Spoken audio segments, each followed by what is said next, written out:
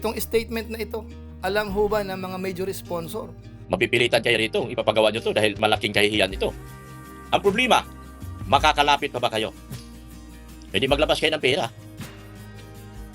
Malabas kayo ng pera, ipagawa nyo ito. Kung kayo bang tatanungin, marapat ho ba na ang Team Kalingap pa rin po ang magpa-repair nung pabahay na ipinamigay? Oh, nga may babala na 500 meters away. At meron daw barangay protection order. May barangay protection order.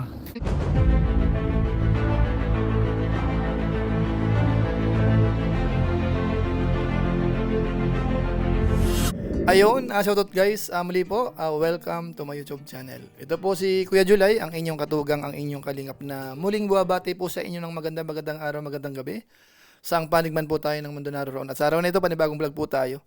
Gawan ko lang po ng mixing reaction video po, yung ilan po sa statement ho ni Mang Iking, na kung saan ho ito ay na-highlight ang mga kasamaan ho natin, at medyo talaga kakaiba. Yung isa po dyan, bawal na hong palapitin ang kalingap dyan po sa lugar ni na V, na kung saan parang alanganin yata. Kasi sila ang nag-vlog. Sila ang nagpasikat dyan, ang Team Kalingap. Pero bawal daw po. Tapos pangalawa ho, yung patungkol naman po sa pagkasira o pagkakaroon ng bitak-bitak sa bahay. Ang dapat daw gumastos, ang Kalingap. Totoo ho ba ito? So pag-usapan po natin yan maya-maya ng konti. Pero bago po yon, konting paalala po si Kuya Julay. Baka sakaling meron po ditong hindi nakasubscribe sa ating YouTube channel, wag natin kalimutan. Julay Paunil. Tapos, pakipindot lang po yung notification bell button para lagi po tayong updated sa aking mga video upload. Tapos yung ating Facebook page po, Julay Paunil 2.0, pwede po nating i-follow at saka po pwede pong i-like. So maraming salamat. At siyempre po sina Kuya Bal Santos Matubang, Kalingap Rab, pakisuportahan po ang kanilang YouTube channel. At kung okay lang po, pakidamay yung mga Lingap partners.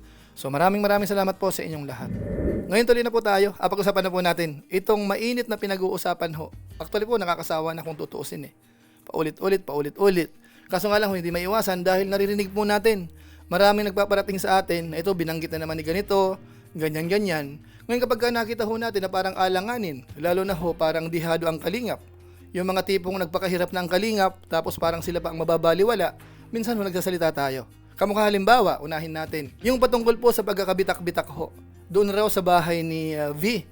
Na kung saan alam naman po natin, yan po ay project ng Team Kalingap. At yan po ay na-handover na at nagkaroon ng mga issue. At sa pagkakatanda ho natin, parang kanya-kanya na po ang dating. Ano po?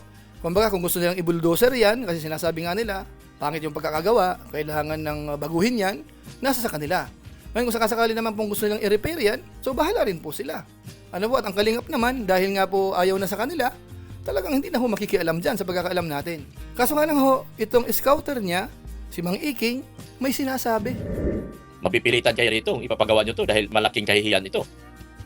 Dahil sa mga kaibigan mo ito, kasalanan ng mga kaibigan mo. Ang problema, makakalapit pa ba kayo? Pwede maglabas kayo ng pera. Malabas kayo ng pera, ipagawa nyo ito. Dahil hindi biro ito ang nangyaring ito. Maglalabas kayo ngayon ng pera dito. So yung milyon na pinagsasabi nyo at pinagmamalaki nyo, ilalabas nyo dito. Yung totoong milyon. Na kung ilang milyon man yung sinasabi nyo, ilalabas nyo dito. At wala ni sino man sa inyo ang pwedeng magpaalis sa kanila. Kaya tigilan nyo na ang pagsasabi na paalisin sila. Pwede kayo pumunta para makita nyo. Pero kung papayagan kayo. Pero malamang sa malamang hindi kayo papayagan ng pamilya.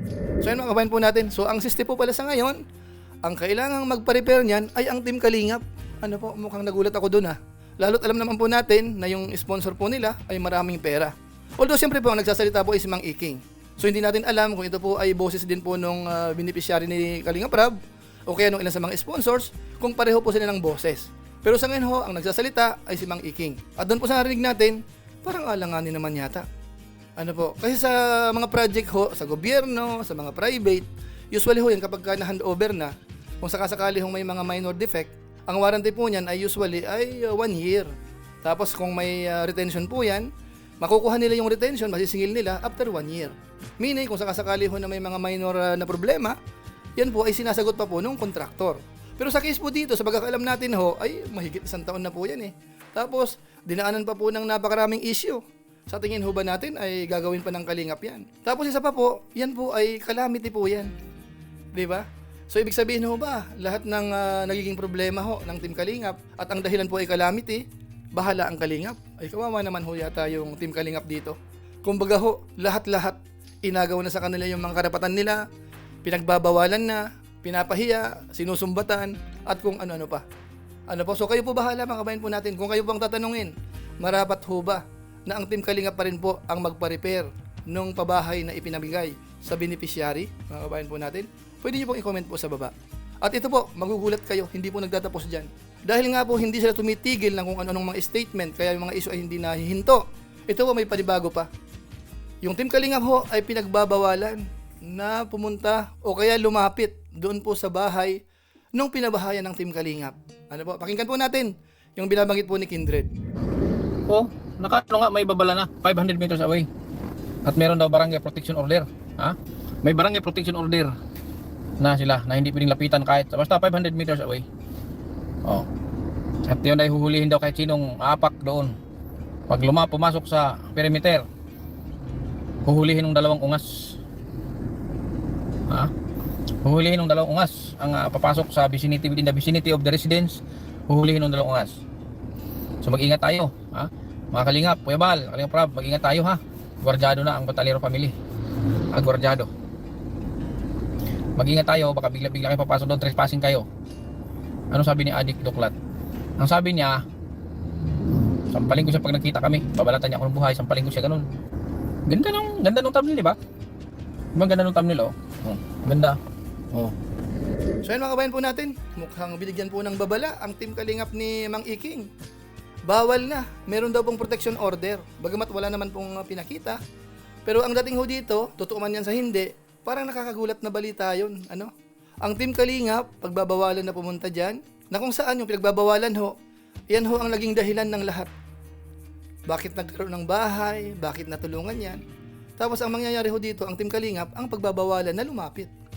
Ay sana all, mga kabayan po natin ganun, ano? Yung tipong gamitin mo ang Kalingap para makilala, para maging sikat na vlogger din. Tapos pagdating ng araw, kalaban natin. Tapos sila na ang bawal. Tayo na po ang may karapatan ng lahat. So kakaiba mo mo natin, ano? So lumalabas po sa ngayon, gwardyado. Ano po, dyan nga po sa thumbnail ni Kindred, medyo natutuwa tayo, no? At siyempre ho, nakakatawa na yan pala po, yung bahay na yan ay gwardyado. Pero siyempre po, yan naman ay statement nila yan. So bahala sila sa buhay nila. Ang sa atin lang po dito, kung ang pag-uusap po ay fairness, yung isang charity vlogger, Team Kalingap, isang community na tumulong, pinabahayan, tapos nakakuha ng maraming sponsors, tapos nagkaroon po ng maraming biyaya, at hindi lang po yung beneficiaries, pati po yung mga nakapaligid. Tapos dumating po sa punto na yung Kalingap, yung tumulong, yun na po ang bawal. Ano po? So, kakaiba, no? Kakaiba ito. Sa Kalingap lang po yan, mga kabayan po natin. So, ngayon ang tanong ko po dito, ito mga bagong statement na naman po ni Mang Iking. Ito ho ba ay nire-recognize o kaya binibigyan ng permiso nung beneficiary at saka nung magulang, mga kabayan po natin? Tapos pangalawa, itong statement na ito, alam ho ba ng mga major sponsor o kaya ng mga big time sponsor ho ni V? Ito mga ganitong statement, sinasang-ayunan ho kaya nila ito? So kung sakasakaling sinasang-ayunan, ay wala tayong magagawa. Basta ang masasabi lang po natin dito, may consequence po yan. Kung gusto po natin katahimikan, kailangan merong manahimik. Ano po? So siguro po ilang po muna siguro ang ating next reaction video po dito sa ating topic na nakakatawa. Ang Kalingap na tumulong, sila na ngayon ang pagbabawalan. Ano po? Tapos pagdating po sa gastusan, sila ang gagastos.